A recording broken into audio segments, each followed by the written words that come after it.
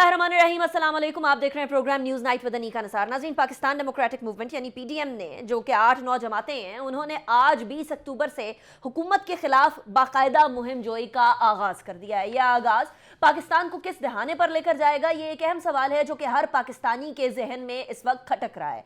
पाकिस्तान की हुकूमत क्या अपोजिशन को मना पाएगी, और अपोजिशन क्या मन जाने के मूड में है भी या नहीं है? इसके अलावा बहुत सारे इल्ज़ामात अब अपोजिशन पर भी लगने लगे हैं। वो अपोजिशन जो हुकूमत को कहती रही कि हम किसी भी तरीके से किसी के साथ कोई माहिदा करने को तैयार नहीं है, और हुकूमत अंपायर की उंगली के ऊपर नाचती है, अब उसी अपोजिशन को सीवी देने का ताना सुनना पड़ रहा है। इसमें कितनी सदाकत है और कितनी सदाकत नहीं, ये भी जानेंगे। आज हमारे साथ जो मेहमान मौजूद हैं, मैं उनका तारुफ करवाऊँ। एहसन इकबाल साहब हमारे साथ मौजूद हैं, सेक्रेटरी जनरल हैं पाकिस्तान मुस्लिम लीग नून के, पाकिस्तान के साबिक इंटीरियर मिनिस्टर और साबिक minister for planning and development भी रह चुके हैं। एहसन इकबाल साहब, बहुत शुक्रिया आपने ज्वाइन किया।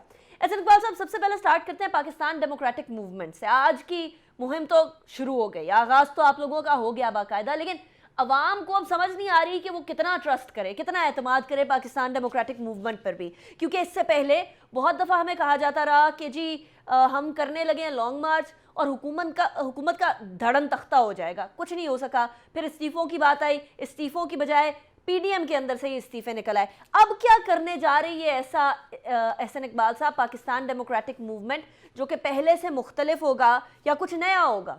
अपनी राब्ता अवाम मुहिम शुरू की थी, लेकिन बीच में आपको जैसे मालूम है कि मुल्क के अंदर कोरोना की लहर ने काफ़ी ज़ोर उठा लिया था, जिसकी वजह से हमें सियासी सरगर्मियों को कुछ वक्त के लिए मुअत्तल करना पड़ा।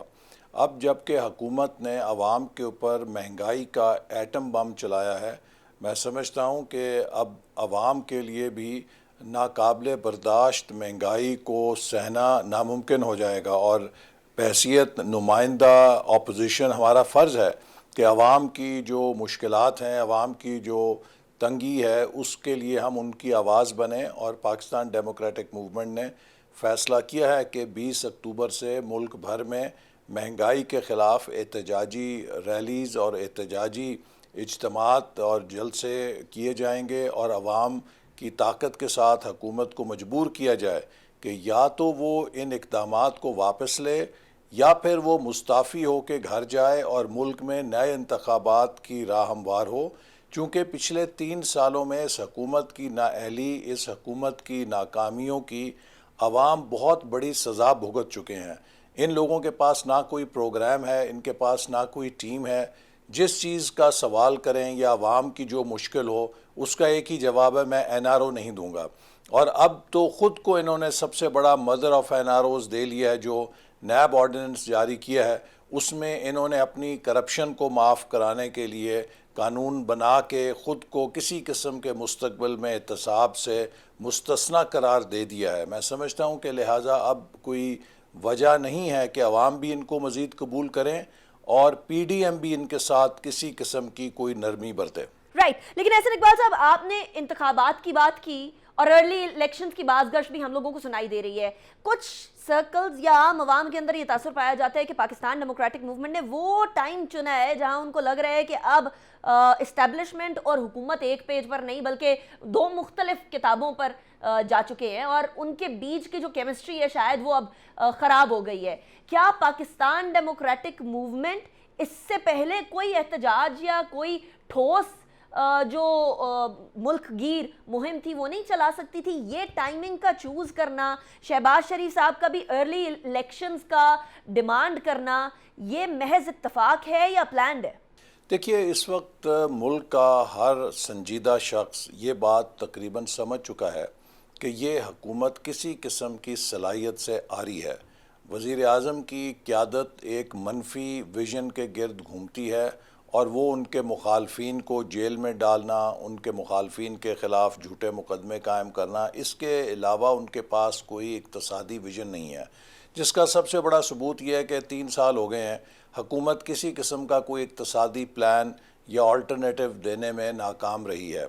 और इसलिए अब अगर मुल्क को इसी तरह चलने दिया गया, तो जिस तेज़ी के साथ मुल्क के हालात की अबतरी हो रही है, ये बात नज़रअंदाज नहीं की जा सकती कि खुदा न खास्ता مزید 1.5-2 سال کے اندر ہم اس مقام پہ پہنچ جائیں کہ کوئی پاکستان کی حکومت سنبھالنے کے لیے تیار نہیں ہوگا، کیونکہ یہ خرابی اس قدر شدید اور گہری ہو چکی ہوگی کہ جو بھی آئے گا وہ بھی عوام کی گالیاں کھائے گا اور عوام سے پتھر کھائے گا۔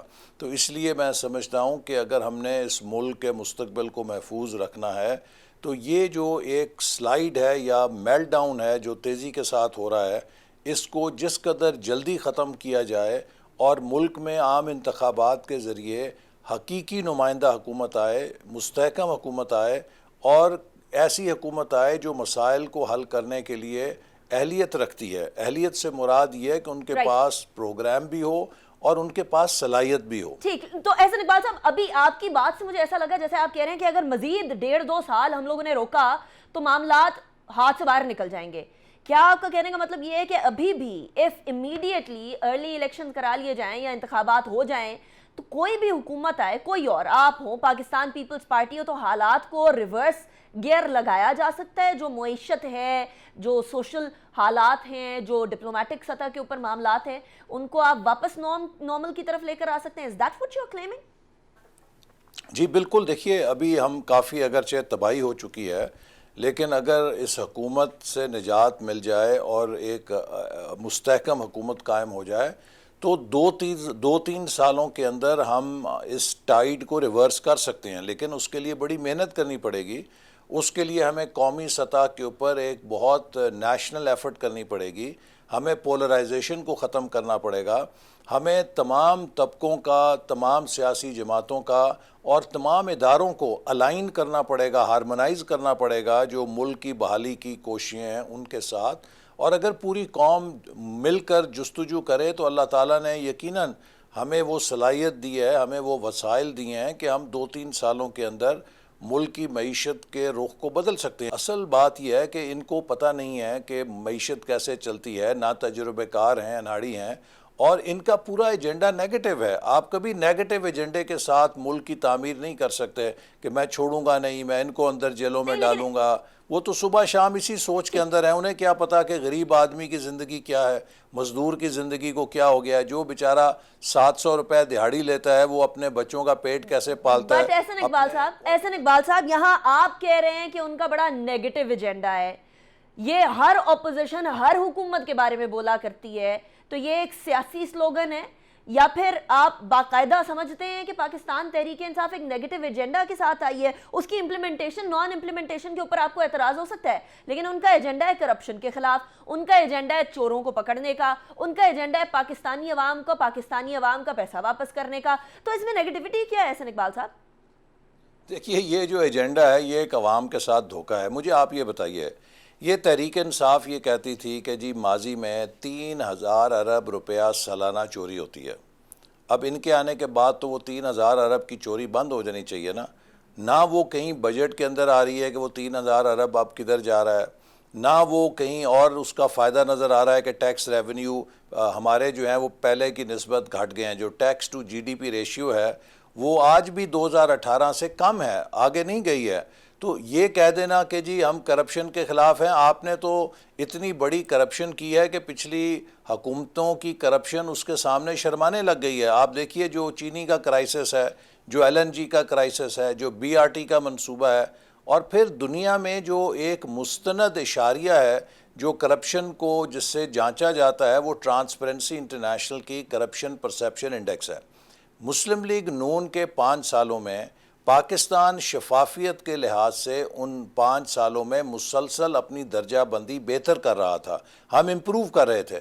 جب سے پی ٹی آئی آئی ہے پاکستان کی درجہ بندی تنزلی کا شکار ہو گئی ہے، گویا کہ ٹرانسپیرنسی انٹرنیشنل کے مطابق مسلم لیگ نون کے دور میں نسبتاً اور درجہ بدرجہ ہر سال کرپشن میں کمی ہو رہی تھی، اور جب سے پی ٹی آئی کی حکومت آئی ہے یہ ریورس ہو کے دوبارہ کرپشن کا پھیلاؤ بڑھ گیا ہے۔ ٹھیک، اچھا احسن اقبال صاحب، آپ نے یہ کرپشن والی بات جو ہے ابھی حالیہ ایک نارووال کے جلسے میں بھی کہی ہے کہ کروڑوں روپے جو ہے وہ باہر سے ادویات لانے کے اندر کرپشن اس کے اندر کی گئی ہے عمران خان صاحب کی جماعت پاکستان تحریک انصاف نے۔ بہرحال یہ کرپشن والا معاملہ تو ہم لوگوں کو آگے چل کے پتہ بھی چل جائے گا، اور ہر حکومت نے جانا ہوتا ہے تو اس کے بعد صاف دودھ کا دودھ پانی کا پانی بھی ہو جائے گا۔ پر ابھی مجھے اس ٹائم پر بریک پر جانا ہے. بریک کے بعد واپس آئیں گے, اور کیونکہ آپ الزامات کی بات کر رہے ہیں تو ایک الزام پاکستان تحریک انصاف پر یہ بھی ہے کہ پلاننگ نہیں کر رہی ہے. اس کے بارے میں بات کریں گے ایک بریک کے بعد.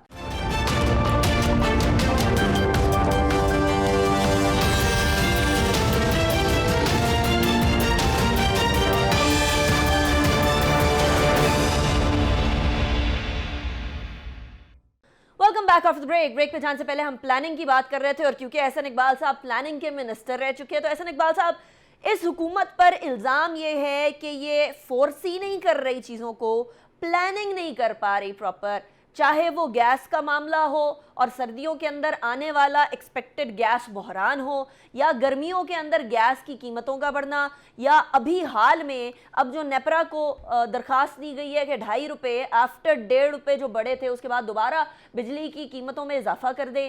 پلاننگ کے حساب سے آپ سمجھتے ہیں کہ پاکستان تحریک انصاف واقعی میں کہیں لیک کر رہی ہے, اور کہاں؟ وہ بچوں کا کھیل نہیں ہوتا, اس کے لیے آپ کو بہت تدبر چاہیے, فراست چاہیے, تجربہ چاہیے. اب ہم نے حکومت میں آتے ساتھ ہی 2 لیول کی پلاننگ کی تھی. ایک لانگ ٹرم پلان تھا ویژن 2025, اور دوسرا ایک 5 ایئر پلان تھا کہ اپنے 5 ایئر کے ہمارے کیا ٹارگٹس ہیں اور ہم نے کیا اچیو کرنا ہے, اور اسے پورا کرنے کے لیے آپ پھر ایک اینول ڈیولپمنٹ پلان بناتے ہیں کہ ہر سال آپ نے کیا اچیو کرنا ہے. نتیجہ یہ ہے کہ الحمدللہ ہم اپنے اہداف میں کامیاب ہوتے رہے. جب ہم نے ویژن 2025 میں یہ کہا تھا کہ پاکستان کو 2025 تک دنیا کی پہلی 25 معیشتوں میں لائیں گے, تو کئی سکرات اور بکرات جو ہیں وہ ہم پر مذاق کرتے تھے کہ یہ ملک میں بجلی ہے نہیں, دہشت گردی ہے, یہ کیا خواب شیخ چلی کے دیکھ رہے ہیں. لیکن پھر 2017 میں پرائس واٹر ہاؤس کوپرز نے یہ اعتراف کیا کہ اگر پاکستان اسی رفتار سے چلا تو 2030 تک یہ دنیا کی ٹاپ 20 اکانومیز میں آ جائے گا, گویا کہ ہم G20 کنٹریز یا کلب میں شامل ہو جاتے. تو یہ انڈورسمنٹ تھی ہمارے اس ٹارگٹ کی کہ by 2025 we will be in the top 25 countries. اب اس حکومت نے جب یہ برسر اقتدار آئی تو اگرچہ ہم نے 12ویں 5 سالہ منصوبہ جو 2018 سے 2023 کی مدت کا تھا اس کا پورا ڈرافٹ تیار کر کے چھوڑا کہ اگلی حکومت جو آئے گی وہ اس کو اپنے مطابق تھوڑا بہت رد و بدل کر کے اس پہ ملک کو آگے چلائے. 3 سال ہو گئے ہیں, آج تک یہ 12ویں 5 سالہ منصوبے کو نہ پڑھ سکے ہیں نہ اس کی منظوری دے سکے ہیں. 3 سالوں سے پاکستان بغیر کسی پلان کے چل رہا ہے. ہم ایک سٹیٹس کو معیشت کے طور پہ چل رہے ہیں, روز کا کوئی بحران آتا ہے اس کے پیچھے یہ دوڑنے لگ جاتے ہیں. اب آپ یہ دیکھیے کہ ایک طرف دعویٰ ہوتا ہے جی گندم کی ریکارڈ پیداوار ہوئی ہے, اور اسی طرف حکومت جو ہے وہ گندم امپورٹ بھی کر رہی ہوتی ہے. ایک طرف دعویٰ ہوتا ہے کہ جناب چینی ہمارے ملک میں فاضل ہو گئی ہے, اور اگر چینی فاضل ہے تو پھر یہ چینی جو ہے کبھی ایکسپورٹ کرتے ہیں اور پھر ایک دم پتہ لگتا ہے نہیں جی وہ تو شارٹ تھی, فاضل نہیں تھی, اب ہم امپورٹ کرنے لگے ہیں چینی. اب اس طرح کے فیصلوں سے تو آپ ملک کو نہیں چلا سکتے. اور آپ اب دیکھ لیجئے کہ توانائی کا جو بحران آنے والا ہے, خاص طور پہ گیس کا, انہوں نے مذاق بنایا جو PMLN دور کے کانٹریکٹس تھے, اور اس کے بعد اب نتیجہ یہ ہے کہ ان کانٹریکٹ سے مہنگی LNG خرید رہے ہیں, اور اب تو یہ حالت ہوئی ہے کہ ان کو کسی نے بولی بھی نہیں دی LNG کے کانٹریکٹس کی, کارگوز کی. تو اب یہ اس سردی کے اندر تو ایک بہت شدید بحران کا خطرہ ہے کہ نہ لوگوں کو گیس گھروں میں ملے گی اور کارخانوں کے لیے بھی راشن کرنی پڑے گی. تو اور اسی طرح اب جو ان کی معاشی حالت ہے, IMF کے سامنے جو انہوں نے سرنڈر کیا ہے, اس سے اس بات کا خدشہ ہے کہ جو پیٹرول میں ابھی 10 روپے اضافہ ہوا ہے یہ شاید 10-15 روپے اور اضافہ کریں, اور اسی طرح بجلی کے نرخوں میں اب 2.5 روپے کی تجویز آ گئی, ابھی یہ 1.5 روپے کر چکے ہیں. تو یہ 4 روپے کا جو اضافہ ہے اس میں مزید 4-5 روپے فی یونٹ کا اضافہ متوقع ہے. آپ مجھے بتائیے کہ لوگ کیسے افورڈ کریں گے؟ یہاں تو لوگ خودکشیوں پہ آ جائیں گے, یا انہیں پھر بجلی کے کنیکشن کٹوانے پڑیں گے اور پھر وہ موم بتی اور لالٹین کے دور میں چلے جائیں گے. احسن اقبال صاحب, کہیں آپ لوگ بھی تو وہ 2014 کے اندر جو دھرنا ہوا تھا اس میں بل جلائے گئے تھے, کہیں آپ لوگ بھی تو اب کیونکہ آپ لوگوں کی مہم چل پڑی ہے, آج 20 اکتوبر, آج سے آپ کی مہم زوروں شوروں سے چل پڑی ہے, آپ لوگ بھی تو بل جلانے کے موڈ میں تو نہیں ہیں؟ ہم نے تو ایک بہت ذمہ دار رویہ اپنایا ہے, اور عمران خان صاحب کی طرح کوئی سول ڈس اوبیڈینس کی تحریک نہیں چلائی, چونکہ سول ڈس اوبیڈینس آپ بیرونی آقاؤں سے نجات حاصل کرنے کے لیے کرتے ہیں. بالآخر یہ ملک ہمارا ہے, اس ملک کو ہم نے اپنے ہاتھوں سے تباہ اگر کیا تو پھر جوڑنا بھی تو ہم ہی نے ہے نا. تو اس لیے یہ اپوزیشن تو اس قسم کے کام نہیں کرتی جس طرح کہ عمران خان صاحب کیا کرتے تھے. کبھی کہتے تھے یہ بل جلا دو, بل نہ دو, کبھی کہتے تھے کہ ہنڈی اور حوالے سے پیسے بھیجو, بینکوں سے پیسے نہ بھیجو. یہ تو ان کے اپنے جو بیانات ہیں وہ بالکل غداری کے زمرے میں آتے تھے, اور جو ان کے فالوورز ہیں وہ بھی جاہلوں کی طرح واہ واہ کرتے تھے اس کے پیچھے. ہم نے تو بہت ذمہ داری کا مظاہرہ کیا, لیکن جب آپ بجلی کے بل اتنے مہنگے کر دیں گے تو بجلی کے بل لوگ جلائیں گے تو نہیں, لیکن مجبور ہو جائیں گے کہ وہ اس کو چوری کریں, مجبور ہو جائیں گے کہ بجلی کے بلوں کو افورڈیبل رکھنے کے لیے وہ ملازمین کو رشوت دے کے اپنے بلوں کو کم رکھیں. یہ بنیاد پوری دنیا میں ریسرچ ہے, اس کے اوپر اسٹڈیز ہو چکی ہیں. لیکن احسن اقبال صاحب, آپ ابھی یہ فرما رہے تھے کہ ہم وہ نہیں کریں گے جو کہ پہلی ابھی کی حکومت اور پہلے کی اپوزیشن کرتی رہی ہے, لیکن آپ پہ ایگزیکٹلی وہی الزام لگ رہا ہے جو کہ آپ پاکستان تحریک انصاف پر لگایا کرتے تھے. الزام آپ یہ لگاتے تھے کہ جمہوریت کو چھوڑ کر پاکستان تحریک انصاف نے مختلف اور جگہوں سے سہارا لینے کی کوشش کی ہے. آج فواد چودھری صاحب آپ پر یہ الزام لگا رہے ہیں کہ یہاں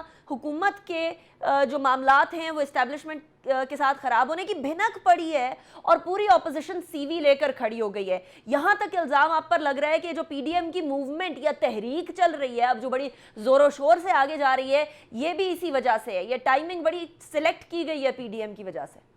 دیکھیے, جو پی ڈی ایم کی تحریک ہے یہ حکومت کے D G I S I کے فیصلے کو متنازع بنانے سے بہت پہلے کیا ہے. ہم نے کراچی سے اس تحریک کا آغاز کیا تھا, لیکن میں یہ بات ضرور دہرانے چاہوں گا کہ یہ جو حالیہ بحران ہے یہ اس بات کی بھی علامت ہے کہ پچھلے 3 سالوں میں رفتہ رفتہ ایک ایک کر کے حکومت نے ہر ادارے کے ساتھ جھگڑا کیا ہے, ہر ادارے کو بے وقت کیا ہے. اور ہم یہ کہہ رہے تھے کہ یہ حکومت جو اس کا انداز حکمرانی ہے یہ پاکستان میں انسٹیٹیوشنل انارکی کی طرف ہمیں لے کر جا رہے ہیں. دیکھیے آج پارلیمنٹ کی کیا حیثیت ہے, پارلیمنٹ کو انہوں نے بے وقت کر دیا ہے.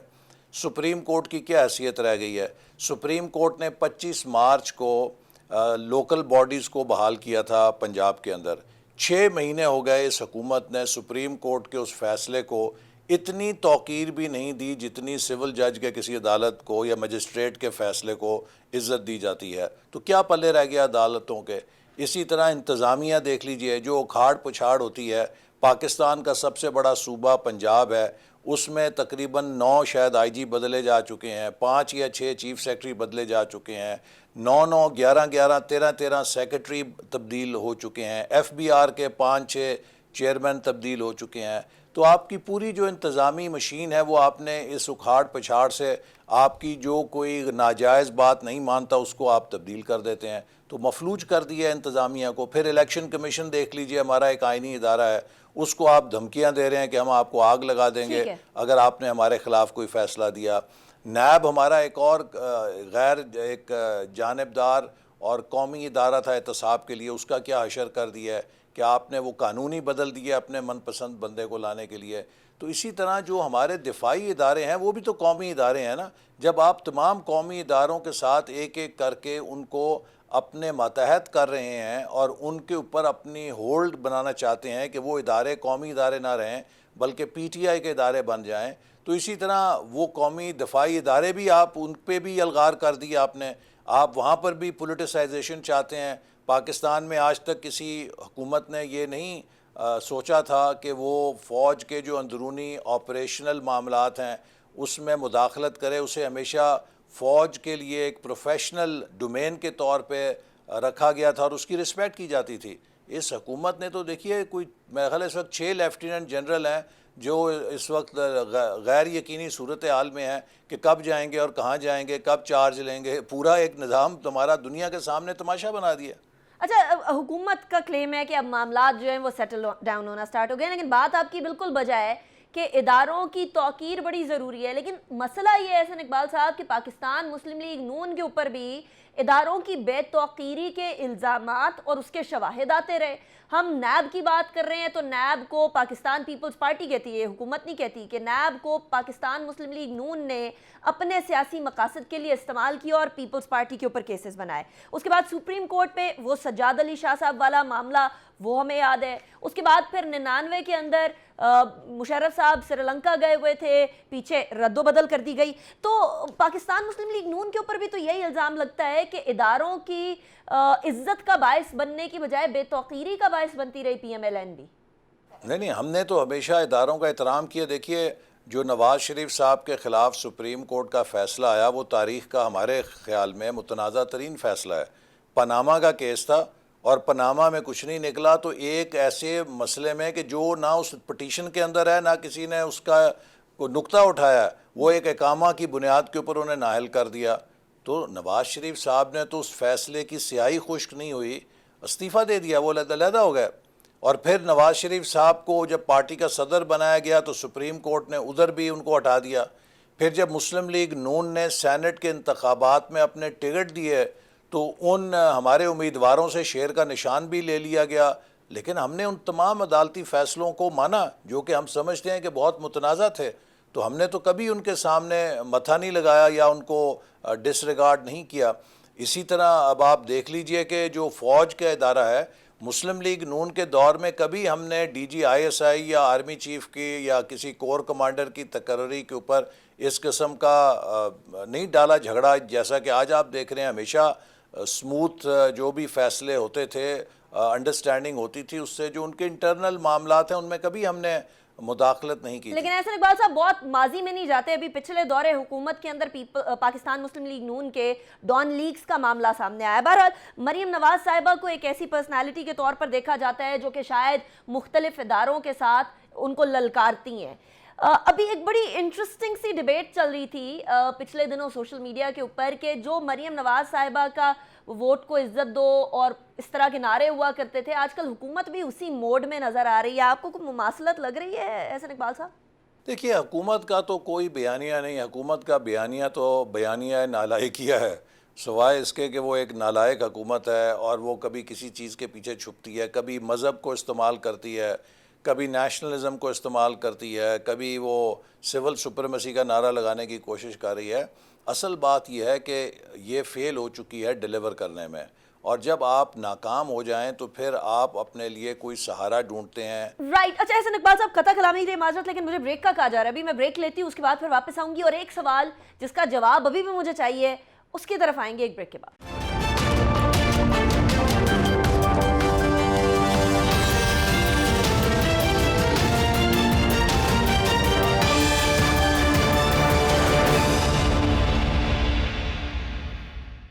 Welcome back after break. Break پہ جانے سے پہلے ہم بات کر رہے تھے حکومت اور اپوزیشن کا بیانیہ سملر تو نہیں ہو گیا, لیکن ایک سوال جس کا جواب احسن اقبال صاحب ابھی بھی میں تلاش کر رہی ہوں وہ یہ کہ کیا اپوزیشن سی وی لے کر کھڑی ہے یا نہیں کھڑی ہے؟ سادہ اسٹریٹ فارورڈ جواب. نہیں, اپوزیشن سی وی لے کر کھڑی ہے لیکن عوام کی عدالت میں. ہمارا تو بیانیہ ہی یہ ہے کہ اگر ہم پاکستان میں ووٹ کو عزت دیں, عوام کے رائے کا احترام کریں, تو پاکستان جو ایک وفاق ہے جس کی اکائیاں ہیں, جس میں چھوٹے صوبے بھی ہیں, بڑے صوبے بھی ہیں, اگر ہم پاکستان کے عوام کے ووٹ کی عزت کریں گے تو یہ وفاق مضبوط ہوگا. ہم سے جو مشرقی پاکستان ٹوٹا اس کی بنیاد ہی یہ تھی. بڑا یہ دلچسپ انسانی تاریخ کا واقعہ ہے کہ کسی ملک سے اس کی اکثریت علیحدہ ہو گئی, اس لیے کہ مشرقی پاکستان کے لوگوں کو اس کے باوجود کہ وہ اکثریت میں تھے ہم نے ان کے ووٹ کا احترام نہیں کیا. وہ مجبور ہو گئے کہ پاکستان سے, جہاں تحریک پاکستان نے جنم لیا, جہاں آل انڈیا مسلم لیگ ڈھاکہ میں قائم ہوئی, اس دھرتی کے لوگ پاکستان سے جدا ہو گئے. یہ ہمارے لیے اتنا بڑا سبق ہے کہ اگر ہم اس سے سبق سیکھتے تو شاید آج اس حال کو نہ پہنچے ہوتے, لیکن ہم نے اس کے باوجود عوام کے ووٹ کو عزت نہیں دی جس نے ملک کو اندر سے کمزور کیا. اور اس لیے ہم سمجھتے ہیں کہ ووٹ کو عزت دو کا مطلب یہ نہیں ہے کہ ہم کسی ادارے کے خلاف ہیں یا ہم ملک میں کسی ادارے کے خلاف جنگ کرنا چاہتے ہیں. ووٹ کو عزت دو کا مطلب یہ ہے کہ پاکستان کے عوام جس کو چنیں اسے موقع دو، جس کو نکالیں اسے نکالو، اور پاکستان کو آئین کے مطابق چلاؤ۔ تو اس لیے اب وقت آ گیا ہے کہ ہم بجائے یہ کہ ایک دوسرے سے ڈریں، ایک دوسرے کو حریف سمجھیں، ہم سب کو آئین کے ساتھ جوڑ کر حلیف بن کے اس ملک کو مضبوط کرنا ہے۔ احسن اقبال We صاحب، should all become partners in implementing the constitution۔ Ahsan Iqbal صاحب، یہ جو حریف سے حلیف تک کے سفر کی آفر ہے، یہ پاکستان کی حکومت، پاکستان تحریک انصاف کے لیے ہے کیا، یا کسی اور کے لیے ہے؟ نہیں، یہ آفر تو حکومت کے علاوہ، حکومت نے تو ثابت کر دیا ہے کہ پچھلے 3 سالوں میں وہ انکلوسیو گورننس نہیں کر سکتی۔ آپ مجھے بتائیے کہ جب انڈیا اور پاکستان کی فوجیں بارڈر پہ لگی تھیں اور اس رات یہ خطرہ تھا کہ کسی وقت کوئی ملک میزائل سٹرائک پہلے کر سکتا ہے، تو آرمی چیف تو 1.5 گھنٹہ پارلیمنٹ ہاؤس میں اپوزیشن لیڈرز کے ساتھ بیٹھے اور انہیں بریف کیا۔ پرائم منسٹر صاحب اسپیکر آفس سے آگے نہیں آ سکے، اور اس کے باوجود کہ انہیں ریکویسٹ کی گئی کہ قومی یکجہتی کے لیے آپ آئیں تاکہ اپوزیشن اور حکومت اکٹھی نظر آئے، انہوں نے انکار کر دیا کہ میں اپوزیشن کے ساتھ۔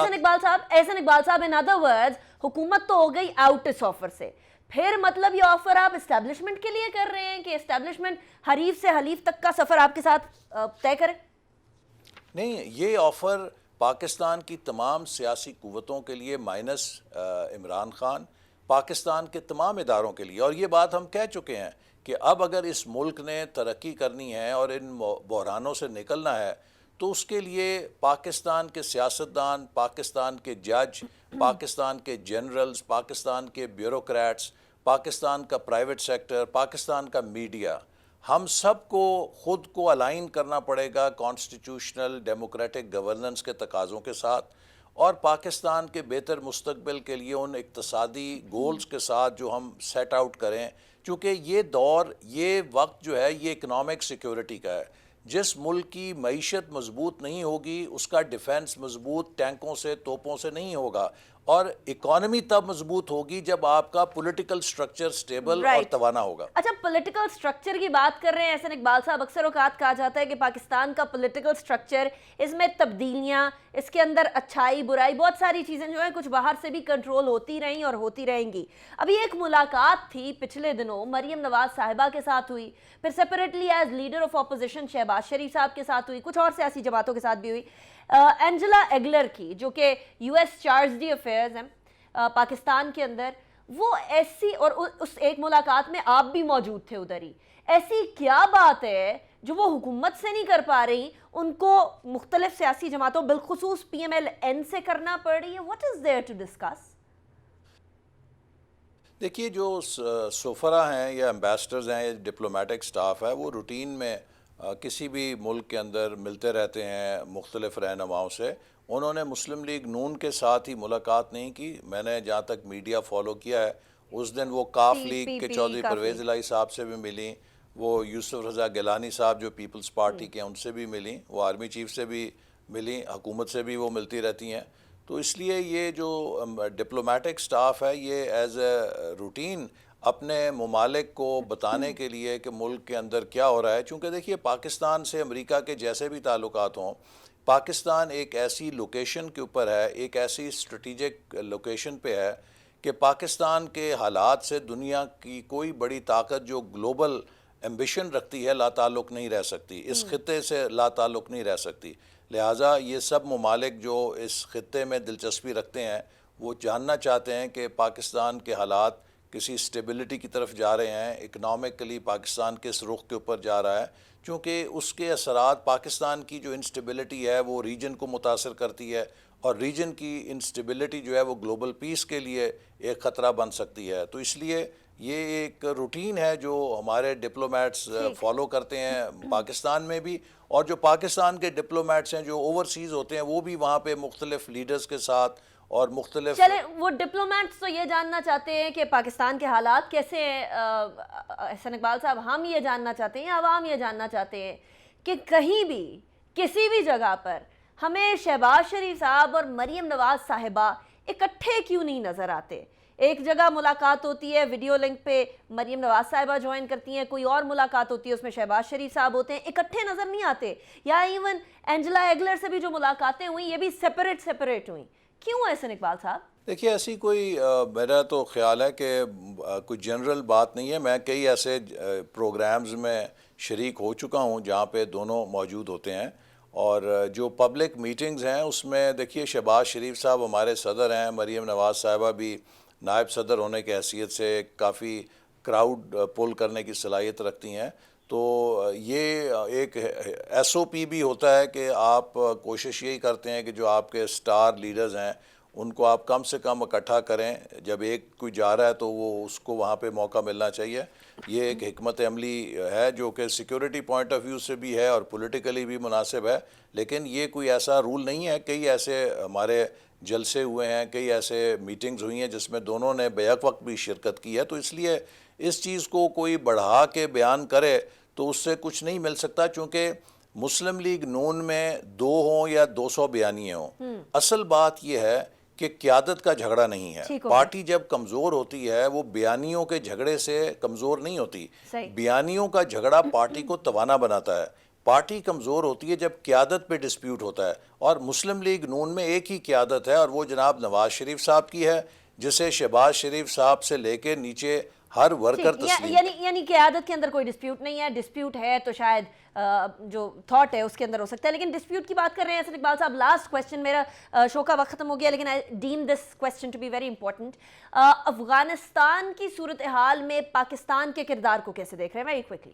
پاکستان سب سے زیادہ ولنریبل ہے افغانستان کی انسٹیبلٹی کے لیے, تو اس لیے ہماری سب کی کوشش ہے کہ افغانستان کے اندر ایک سٹیبل سٹرکچر ہو تاکہ ہمیں ریفیوجیز کا ایک اور کوئی دباؤ نہ یہاں پر آئے.